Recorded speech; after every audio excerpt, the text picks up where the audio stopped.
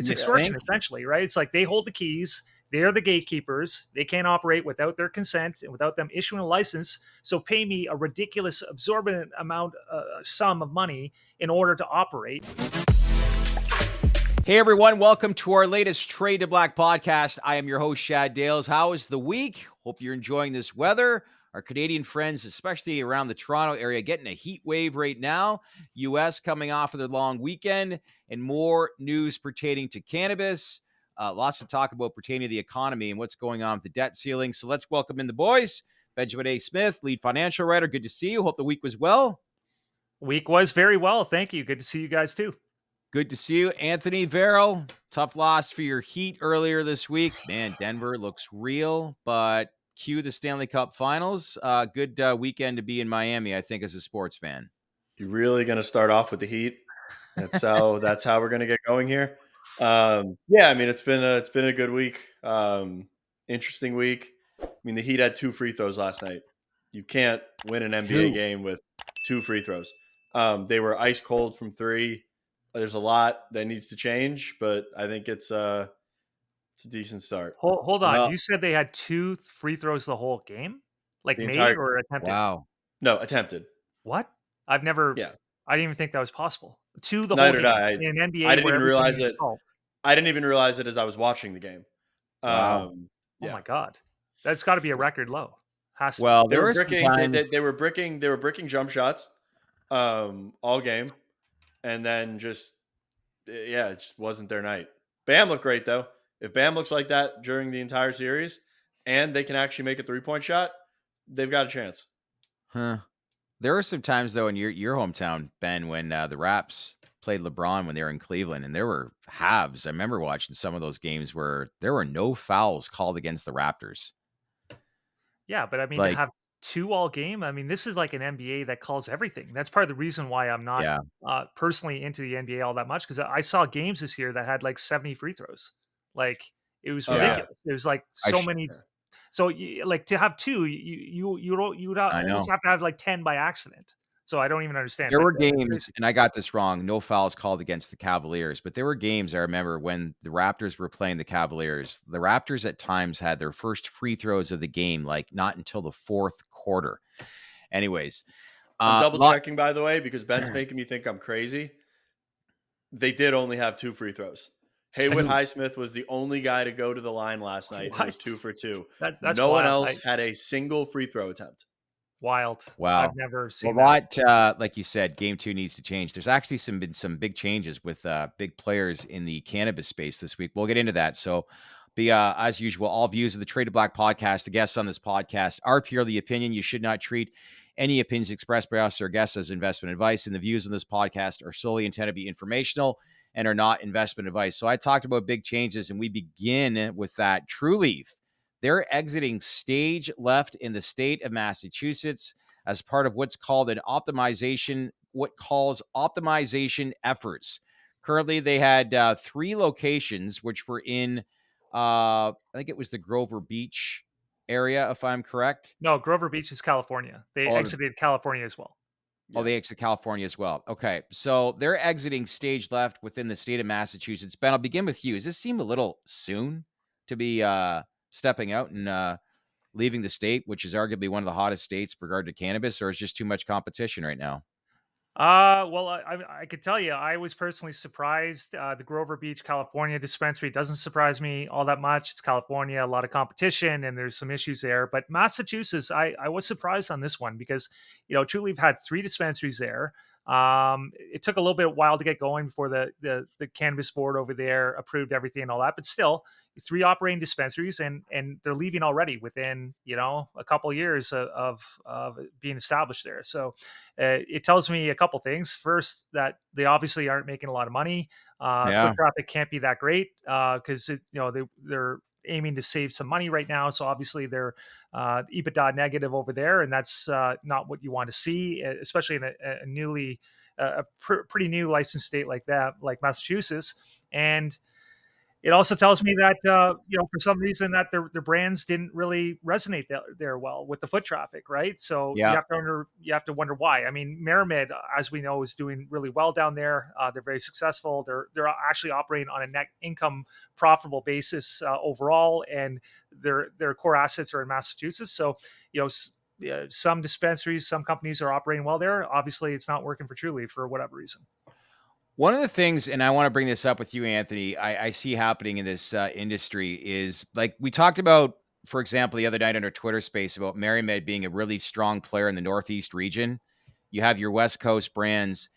Do you think we start to see more and more trends where these companies really focus on a specific area in the US where Truly, for example, becomes a dominant player of the South? Yeah, I mean, I could see that. I know Trulieve is making inroads in Georgia. I'm sure they've got their eyes on Texas. North Carolina is coming online with a medical market. I mean, to say that you want to, I guess, be a cornerstone of the Southeast in due time. It'll be good for the business, but it's going to be a slow growth story. You're not going to get explosive growth out of Texas, Georgia, North Carolina for some time now. That being said, if Florida Rec passes, which Trulieve, I think year to date has allocated about $38 million in capital towards Yeah. for those efforts, then they become a much larger enterprise overnight in the state of Florida. And I think that carries the portfolio. I don't hate this move coming out of Massachusetts. If it's not working, get the fuck out, Yep. right size the business, and then go into markets that you think you're going to be able to dominate, or use the strategy that they executed in Florida flawlessly, which they're still operating at about over 50%, well over 50% of the market is Trulieve when it Yep. comes to flower sales in the state of Florida. Um, and just replicate that model in markets that you can go in and have that first mover advantage. Okay, One thing, the one thing though, it does make me wonder why. Like, Arizona has not been a success for them, and now Massachusetts has not been a success for them. I know with the acquisition of Harvest was it Arizona. This was more organic in Massachusetts, but you have to wonder, what's going on. Like, what are they not doing in the other states well that they're doing in Florida well, right? That's sort of Yeah, my one takeaway. I don't know the answer to that question. It just to Massachusetts is a good market, right? It's an exciting market in a lot of ways, and I just wonder why they're not succeeding there and opting to move on within a relatively short time. I mean, I think it's a very valid point. I mean, not only in cannabis but in business in general, like scale is very difficult. It's very, very hard to scale a business. I think a lot of cannabis operators are going to find that out very soon, if not already. I don't like the Harvest acquisition. If it wasn't for the 50 million in cash that they got for selling the duplicate Florida license to Planet 13, I would have called it a complete failure. I don't know. In hindsight, it was terrible. It was a terrible move for them. I think they'll be able to get Arizona under control and clicking sooner rather than later. But yes, I mean, I'm very, very concerned with everything that they have going outside of Florida. well, Kim Rivers and where they started this, their own backyard. So she probably had her hands-on approach with, the Florida market, which is why they've had success. But one of the things we learned actually earlier this week in our Twitter space was like how a lot of these MSOs put licensing agreements together to be in all these various states. And when you're handing things over to a third-party company, you run into those challenges. And one of the things that we saw firsthand at the beginning of this year is just that, a lot of these companies aren't screwing around. They're scaling back on the size of markets and the amount of markets that they're going to be in. And it's already taking into effect because, shit's gotten real this year. But it's good to see, I think, for the overall health of the industry, because as we go down this road a little bit more, we start to see what's going to work and what's not, right? Yeah. Yeah, I think so. Yeah. Want to switch to New York. Potentially good news for MSOs such as Cureleaf and GTI, as the New York State Office of Cannabis Management is effectively eliminating a 3-year waiting period for the state's 10 vertically integrated medical marijuana providers, thus allowing them to operate in the recreational market. But there's a catch. Anthony, what's that catch? I mean, this is basically the state of New York going to those guys and saying, fuck you, pay me. I mean, up to $20 million in a one-time fee. So if you want to do the math, it's the government of New York kind of figuring out, okay, we can make a quick $200 million by giving these guys speed to market. It's just atrocious what they're doing. I think to have I think to get a liquor license in the state of New York is $1,000. or something like that. So, I mean, it's extortion. I Are would you be kidding suing. me? Are you Yeah, kidding me? I would be suing the state of New York over this if I was the companies, Lawsuits or coming. the addressable market is that big, the market opportunity is that big. You say screw it, swallow the pill, pay the 20, and just get to business. Um, I would be suing though if I was any of the operators. Yeah, 100%. I mean, the MJ Biz article that we reference, it says at least 20 million, not up to 20 Yeah, million. So you're talking about just three stores, not even carte blanche to operate wherever you want in the state, right? Three dispensaries, 20 million. And as Anthony said, to get a liquor license in New York apparently is only $1,000 or whatever. So I can't look at this as anything other than almost like legal extortion, right? Like it's almost like it's You yeah, extortion think? essentially, right? It's like they hold the keys, they're the gatekeepers, they can't operate without their consent and without them issuing a license. So pay me a ridiculous, absorbent amount, sum of money in order to operate. And now, at that price, the question almost becomes: is it even worth operating? Because then you have, it's not like the New York Cannabis Commission is. It's not like there's not a bunch of unlicensed illegal players operating there right now, right? It's not like everything's cleaned up and only the ones that are licensed by the commission can operate. It's like you have 1,000 illegal dispensaries or 1,500 in New York City alone. So does it even make sense to pay this 20 million to operate, for three retail dispensary license when unlicensed operators are already there? So it's kind of yeah. I ridiculous on don't. two fronts, right? Like Yeah, the unlicensed pay nothing and they're operating all over the place, and also a $20 million for three dispensary just to operate in a legal market, just to do So business in the state. can you guys both discuss amongst each other, just break this down as to why this is happening? Like why the $20 why? million? Yeah. Because politicians or the powers that be see a market opportunity with people that are flush with cash and they want to get to market Mm-hmm. quicker. So they basically have their hand out saying pay me. I mean, I don't know a lot about New York, but I mean just the little I do know about things like the taxi lobby and the medallion system with taxis and just the way that the unions work and the way that they run everything in the Northeast compared to a state like Florida, it's very incestuous and it's very crony capitalism and you got to pay up if you want to do business. Yeah, that's exactly what it is. I mean, Yeah. to answer your question in short, why? It's because they're the gatekeepers who have the power and to Yeah. let you operate or not operate, so they can do it. But does it make sense? Absolutely not, right? And again, especially in light of all these unlicensed operators, going to business in the state unimpeded for the most part. Like, Yeah. why should Curaleaf have to pay $20 million to operate three stores when people are just doing it illegally right now? Like, does it Yeah. even make sense to pay up anything to do this? I mean, it's Yeah. so wrong on a bunch of different fronts, and they also want the money up uh, uh, to initiate some social justice programs and some of the things that they want to do and all that. And I don't know. To me, it doesn't make sense. If you want to just let proven operators operate, that's all you got to do, right? These are Yeah. the Well, people Yeah. who are there well, for the medical yeah. market. They're proven. They're established. Like they're the ones being extorted out of all this, where all people unlicensed are being set free. Yeah. Yeah. What baffles me is just the sheer just turning of the eye to the illegal operators that are operating in New York City. You like there's the fact that they're just flourishing is mind blowing to me. Mind blowing. This almost reminds me of the scene of Goodfellas when Paulie comes in and takes a stake ownership in that restaurant. Because Pretty much is. What was Joe It Pesci's is. character name? What was Joe Pesci's character Oh, name? Why am I drawing a blank? it was Paulie, wasn't it? Was it Paulie? Oh man, I think it driving me was. nuts. Anyway, there's no real difference here from like the Sopranos tactics versus, but it's the government, so they have a white collar. I mean, it's kind of the same thing when you think about it. Yeah.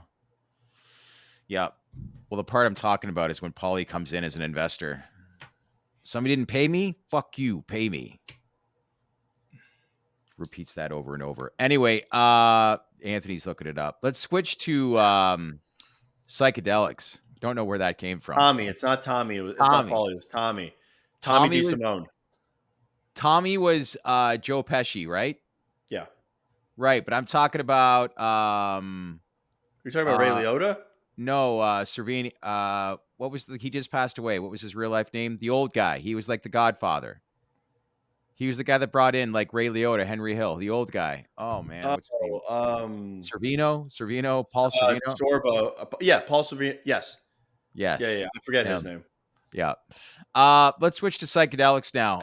Reunion Bioscience, formerly known as Field Trip Health, has entered into a go private transaction valued at $13.1 million at the time of this deal. I bring this up not to say like how this all unfold. I bring this up more, Ben, because is this a sign of things to come for the sector? Because we know in the next 12 months, there will be a lot of companies no longer in this space. Yeah, good point. I mean, not a highly followed company, but the main point here is the go private transaction because we haven't seen many of those. And given the state of the psychedelics market, where there's most companies are in the, it's been a dumpster fire to put it mildly. A lot of these companies can't even raise money, right? So No. I got to give credit to Reunion. They found something. Somebody saw value in this company, and they're just taking it private right now. Because I mean, at the end of the day, why even be listed on the public markets if you can't use it to raise money, right? If you can't use your share capital to raise a decent amount of capital to keep your operations going, and by going private, at least they unlocked some what little value there is for shareholders, and it took the stock up like a 108% at one point. Do I think others can do it? I think maybe selectively we might Yeah. see two or three more. I think many of these companies, unfortunately, don't have the management or the right business model to succeed, no matter what happens, and they'll be unable to get a go private transaction going. But it wouldn't surprise me to see two or three where somebody's looking at the equity value and saying, okay, this company's worth more than this. Let's take this private as well. Reorganize, do some stuff, and unlock value. Take it public sometime down the road. Yeah. Anthony, I saw a smirk on your face. What are you I, thinking? I was just laughing at Ben. Couldn't keep a straight face when he was talking about like the carnage that's in the sector. I mean, I agree with him. I think there's a lot of fugazis in the sector. There's a couple companies with merit. There's a lot of companies that are doing way too much. I know that we were talking the other day. I mean, if you see a company that's got clinics, drug development, health and wellness, Yeah.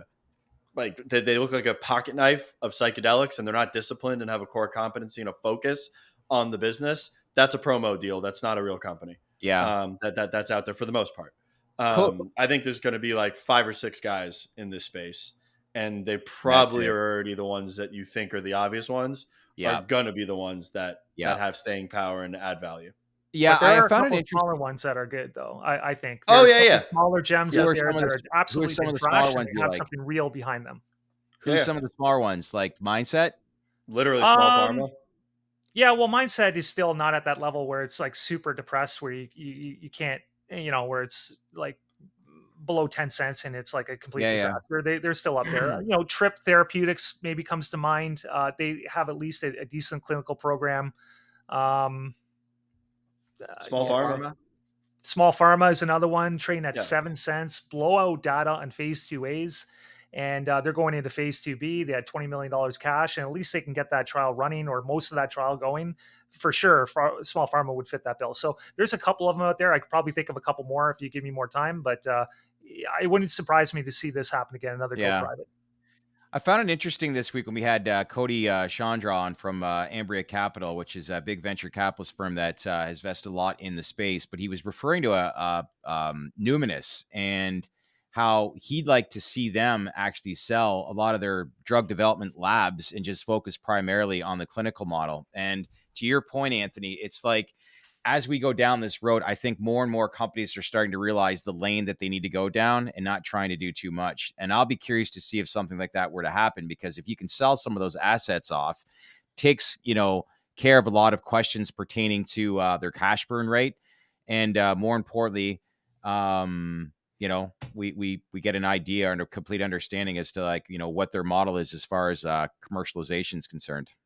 Yeah, I mean, as a shareholder of Numinus, which I am, I wouldn't mind seeing something like that. I wouldn't mind spinning off of these ancillary assets and them doubling down and focusing on their core business, which is looking like it's this clinic business.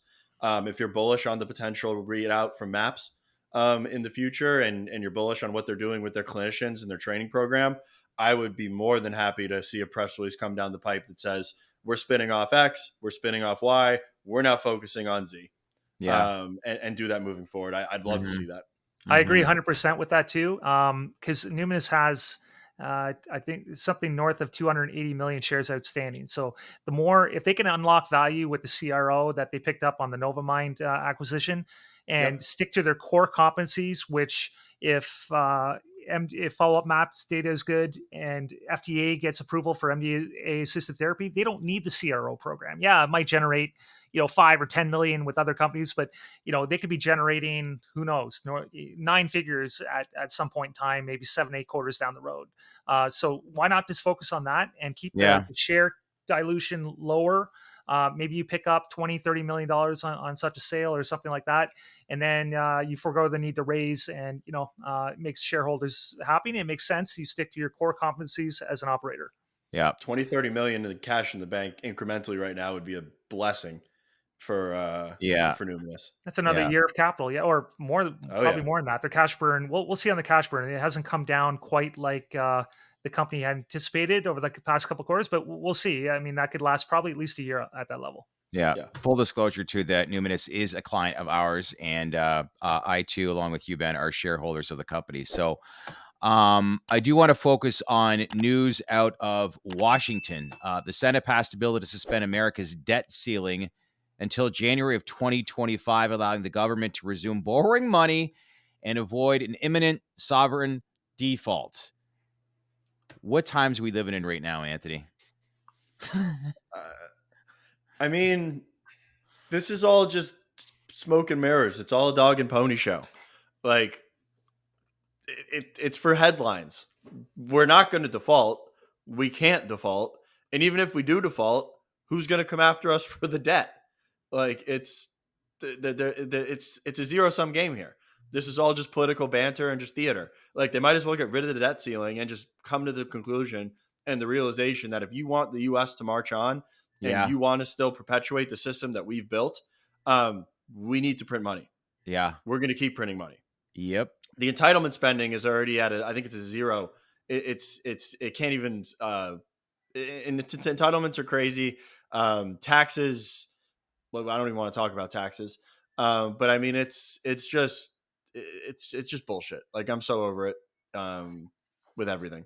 So the deal itself, which both the Dems and Republicans had to make compromises, will cut federal spending by $1.5 trillion over a decade, according to the Congressional Budget of Office. Ben, walk us through on what that means. And yeah, I see more smirks.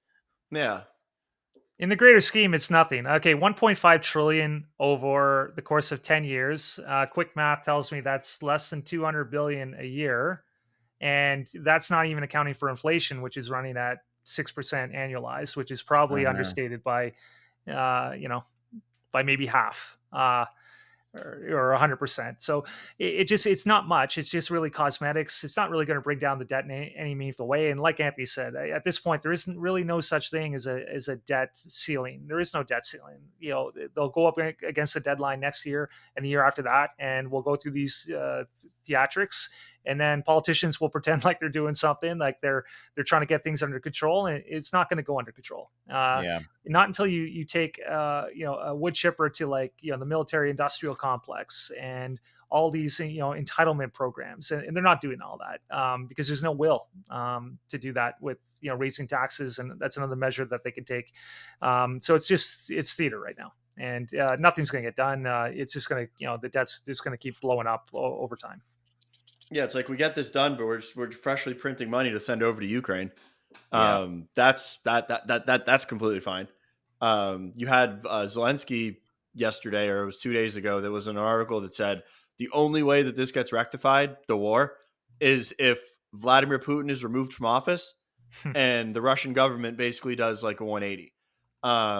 That's never happening. That's not happening. Like, no. Like, Okay, let me ask you this. Do you think if Trump were into office, there'd still be the war in Ukraine? no. I No. don't either. No.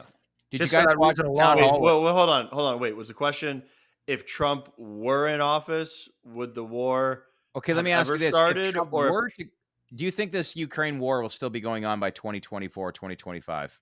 Yeah, it's not going to end. It's been going on since 2014. If you really actually were paying Yeah, attention. true. So let's Um, say Trump are to be reelected. What happens then? Do you think this war ends shortly after? I don't. Well, He seems to think it'll be done in 24 hours, so that's which is, bullshit. But I do think that it would end, and unfortunately, I think it would end in Russia winning because if Trump were to be elected, our aid that's going to Ukraine is going to be stopped dead in its tracks overnight, which unfortunately is probably going to piss off a lot of our allies. mm, Um, but I see I your rationale with that. I don't think it would just happen very black and white like that. They're not going to leave Zelensky and the country in dire straits as it I is. think Like, Trump I think Trump would. I don't know, but needless to say, I was very fascinated by this town hall event that CNN put on. Man, that blew up in their face in a hurry. Yeah, But his approval rating, just got that much stronger. I don't. But can this guy get reelected? Especially after you see an existing president who didn't look too great yesterday, obviously trip and falling, and no disrespect to the man. He's 80 years old and has put a lot of time and effort, but clearly we need somebody at better leadership within the country. And I'm not swaying one way or another, Republican or Dems, but that's a very dangerous statement that you just said. yeah, well, something's got to change, right? I think something absolutely has to change, but I don't think that's something that needs to change. And the conduit for change is putting Trump back in office. Yeah, I do agree with a lot of the things that Trump did. I do agree with a lot of the policies that Trump enacted, especially when it relates to our foreign policy as well as several domestic policies, as it relates to energy and regulation and overall growth. I think he had a lot of things right, but I think Trump is a fucking sociopath maniac yeah, when it all gets boiled down to it. yeah. I don't think that we can we can have someone that's better. Like there are people out there that align with a lot of what Trump says, but they're not Trump. They're not the crazy Donald. Jamie Dimon. Um, Jamie Dimon's name being thrown into it, right? okay, so Jamie Dimon yesterday said that yes, I would like to run for president, but I don't want to run for president. I mean, yeah, I want to be rich, but I also don't want to work.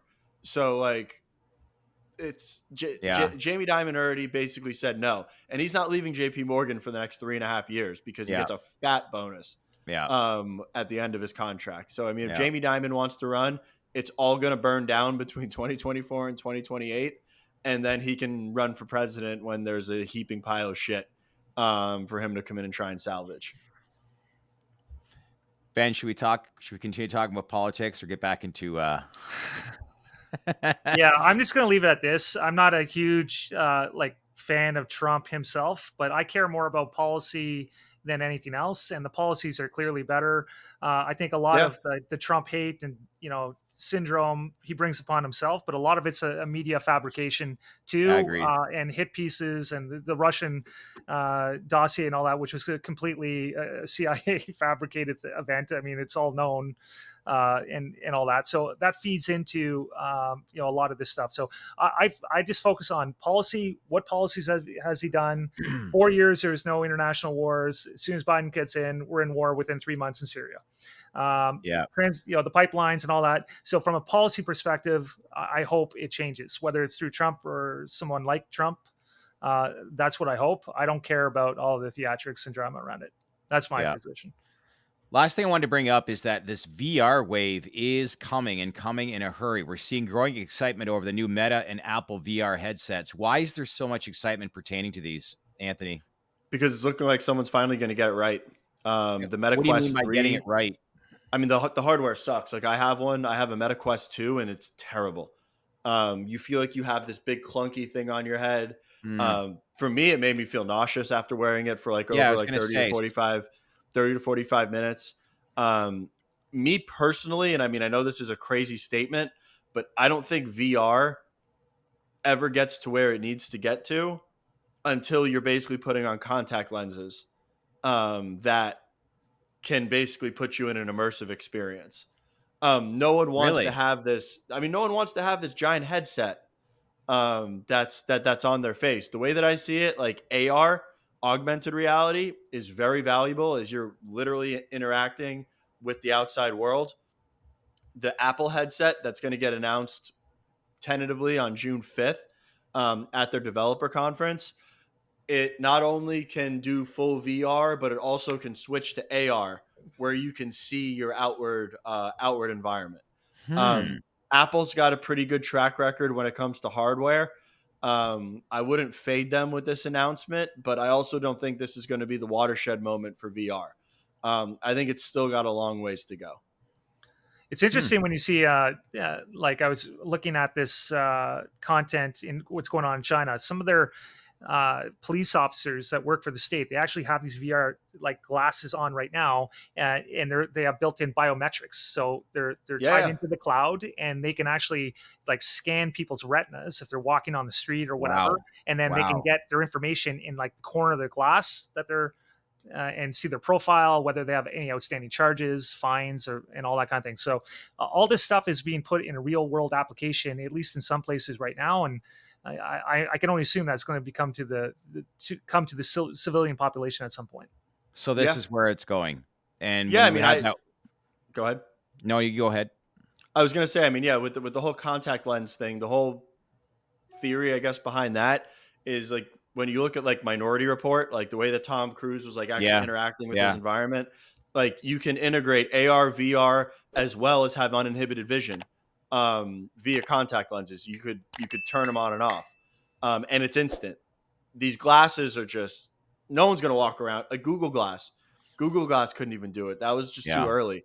No one wants to wear glasses. Granted, I think you're going to need.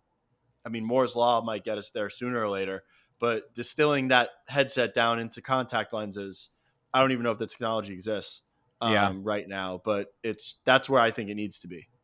Well, buckle up because this industry is about to take a whole new way of living for everyday citizens. And once you get the watershed moment and the right solution, there ain't no turning back, because I'm going to be very interested. And I'm sure there's tons of people out there that are going to be interested to see how it changes and affects their lives and just be part of an experience, right? Yeah. But anyways, okay, enjoy the rest of your weekend. Thanks for checking in, gents. And coming up later this week, we're going to have a cool little podcast, Sink or Swim. We take a look at the Canadian cannabis landscape, and we're going to break down probably 6 to 8 companies on whether we think they're going to sink or swim. So leave a comment below and let us know if there's any specific Canadian companies you want us to touch on, and we'll do some research pertaining to it. And like I said, we will have this out early next week. All right, guys, have a good weekend. You too. Talk soon. You too. Thanks, guys. Hey, everyone. So what'd you think of the interview? Did you like what we asked? Is there any information you want to learn more of? Then leave a comment below and let us know what you think. As usual, share this video with your network, smash that like button, and most importantly, make sure to subscribe to our channel because we would not be here without you. Thanks for watching, everyone.